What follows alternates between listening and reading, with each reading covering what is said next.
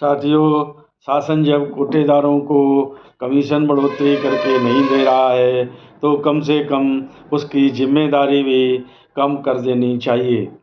पहली जिम्मेदारी आंगनबाड़ी का खाद्यान्न जो अब राशन विक्रेताओं के माध्यम से आता है, उससे राशन विक्रेताओं को अलग कर देना चाहिए, क्योंकि डोर स्टेप डिलीवरी व्यवस्था के तहत खाद्यान्न अब कोटेदारों की दुकान तक पहुंचता है।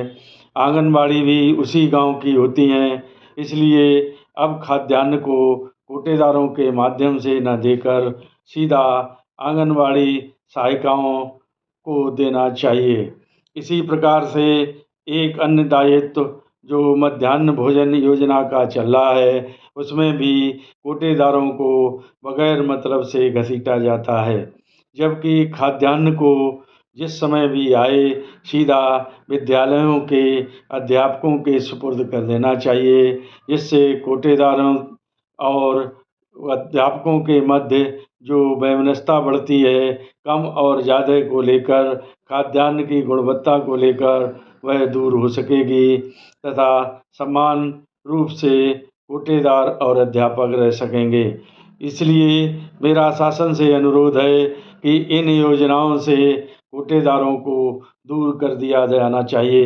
वैसे भी शासन कोटेदारों को इन योजनाओं में एक गुलाम की तरह इस्तेमाल करता है। ना ही आज तक इन योजनाओं का एक भी पैसा भाड़ा पल्लेदारी दिया गया और इस विषय में कोई भी अधिकारी कुछ भी कार्य करने के लिए तैयार नहीं है, जबकि 2001 से 2020 तक इन योजनाओं का भाड़ा और पल्लेदारी देने के आदेश हुए लगभग 4 साल व्यतीत हो चुके हैं, लेकिन पूरे प्रदेश भर में इन 2 योजनाओं का खाद्यान्न का भुगतान आज तक नहीं हुआ है। तमाम प्रयास किए जाते रहे और किए जा रहे हैं, लेकिन विपणन विभाग के संबंधित अधिकारी यह कह देते हैं कि आप अपना बिल बना कर लाइए।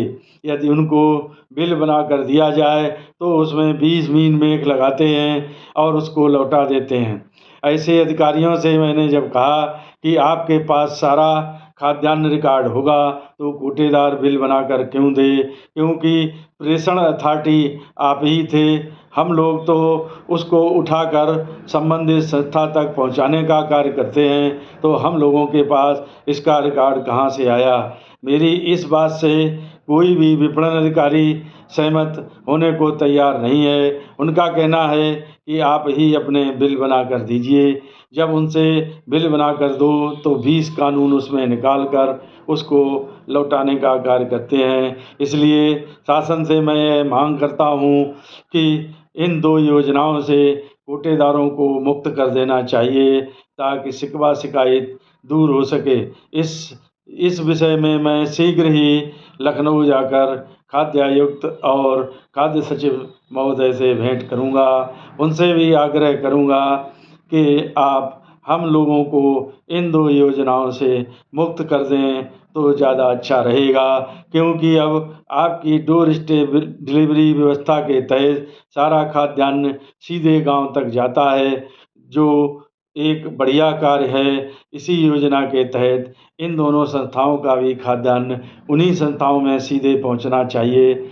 इसलिए साथियों, इस पर सभी लोग विचार करें और अपनी राय दें।